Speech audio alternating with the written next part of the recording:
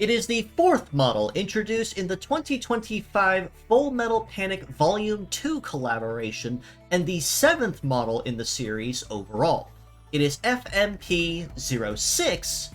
Tessa Denaan, with a kit of Shoot Spike, Field Control, Panic, Float Legs, and the leg ability of Mariner, which grants S rank on aquatic terrains, in addition to the legs standard matches. Now, at face value, Tessa in base form doesn't introduce anything brand new per se, aside from, of course, Shoot Spike, which we only saw on one other model in the previously run Volume 2 of the Digimon collaboration.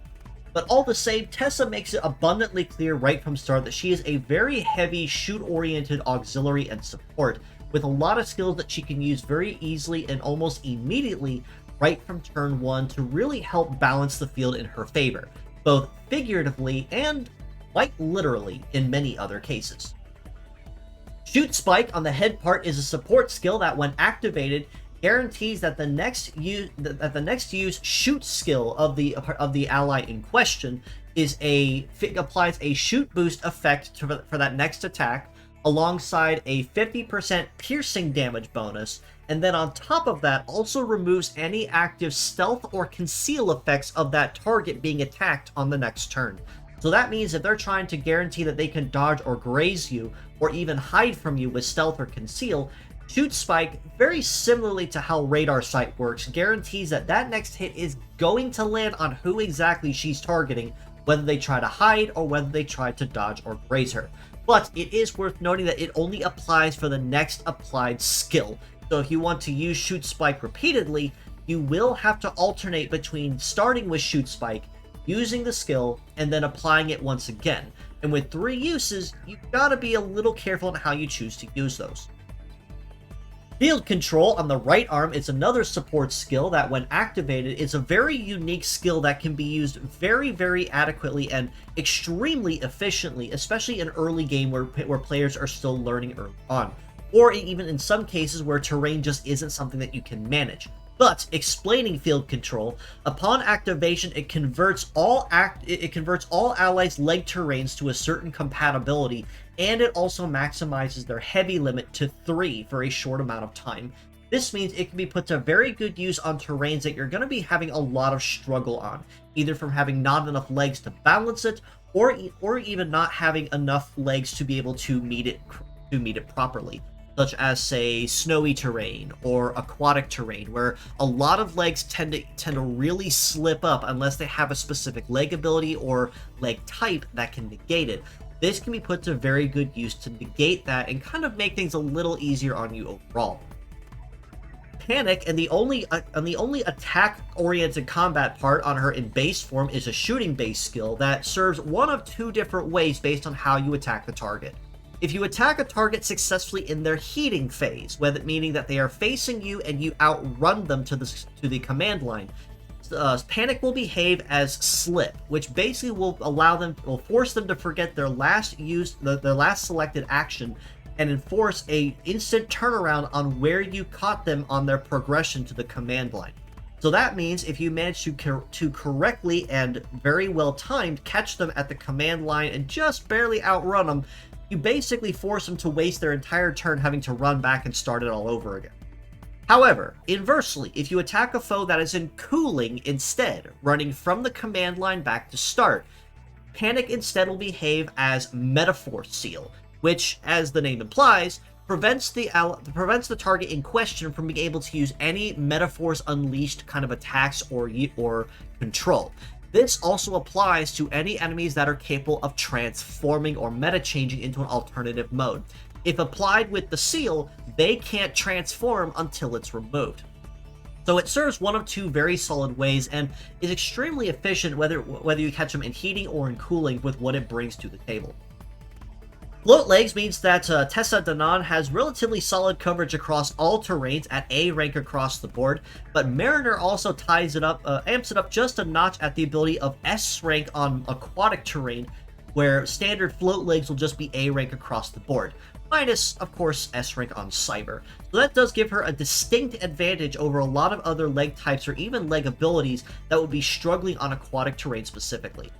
When it comes to the numbers, she's definitely packing some fairly solid bulk as well, with a head armor of just shy of 4,200, arms at just shy of 4,400 apiece, and legs at almost 4,500. She is extremely healthy in the HP department. And when it comes to her leg stats, she's actually very solid in that department as well. She's packing a base 910 for her mobility, so she's off to a very good start speed-wise. But she also has an evade of 1127, which is fairly nice for float legs. A melee resist of 1117 and a shoot resist of 1310 are also fairly solid as well. So these are legs you can use fairly solidly anywhere and have a very good performance of reducing damage both incoming, from up close, and from afar. And having a heavy support of 2 is also very nice to keep in question. Now, Tessa does also pack another very unique surprise as the last model in the Volume 2 of the Full Metal Panic Collaboration, and that is the ability to meta change by tucking in her body and assuming a submarine aquatic type form. In this form, she exchanges her kit out entirely for a shoot-oriented aggressive base kit, with a kit of Hyper Power Missile, Anti-Sea, Sea Legs, and the leg ability of Marine Up, which, when on aquatic terrain specifically, grants a 30% all leg stats boost, but also applies the auto charge and the auto repair leg abilities at the same time. Now, in this form is when Tessa really steps up her game to trade in the support for the full-blown aggression, with a lot of very powerful and especially gunpowder-based skills, no less, that she brings to the table. Makes it exceedingly and abundantly clear that when she's on the field, she's going to be making it extremely painful when she's ready to transform and really start laying on that barrage of gunpowder.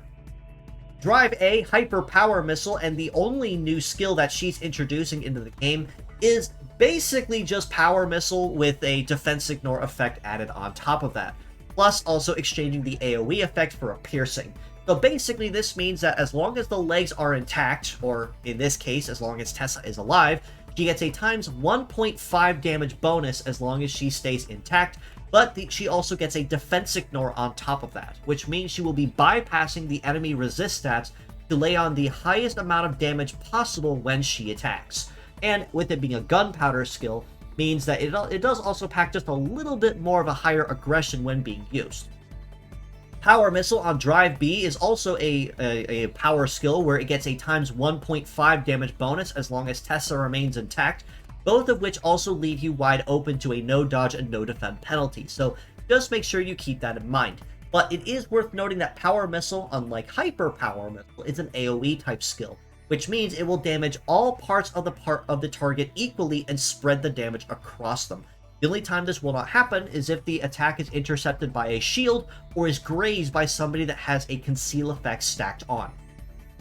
Drive C of Anti-Sea is fairly straightforward and very easy to understand what this does. A very basic shooting attack that has a very unique damage condition. And that condition is when attacking an enemy that has a C-type leg or is converted to Anti-Sea, such as say with Mud Blow or Mud Shot, deals a staggering times 7.25 damage bonus to the enemy in question, and almost instantly crippling, if not guaranteeing a kill when attacking a sea-based enemy. Sea Legs also trading from float to sea means that she will be trading a good chunk of her speed for overall better resistances and higher evade, dropping her mobility to 768, and even then for Sea Legs that really isn't all that bad. But boosting her evade to 1907 means she's definitely going to be dodging or grazing fairly easily when she's not on a no-dodge cooldown. But her resists also go up to a 1494 for her melee resist and a 2078 for her shoot resist, which means in this form she is much easier and better oriented to tank incoming blows and keep the damage as low as possible. And a very healthy HP pool of 17,456 means you're going to have to really hammer at this submarine gal if you want to take her down sooner than later. All this being said though, as a pure set score, I very easily have to rate Tessa Danaan a very solid 8 out of 10. While at first glance she looks like a very shoot-oriented support type with what she brings to the table with Shoot Spike, Field Control, and Panic, it's basically designed to self-synergize with herself almost immediately. Given that she has an all-shooting spec in her change mode, Shoot Spike, Field Control can synergize with her alternative mode extremely easily. Plus, having Hyper Power Missile,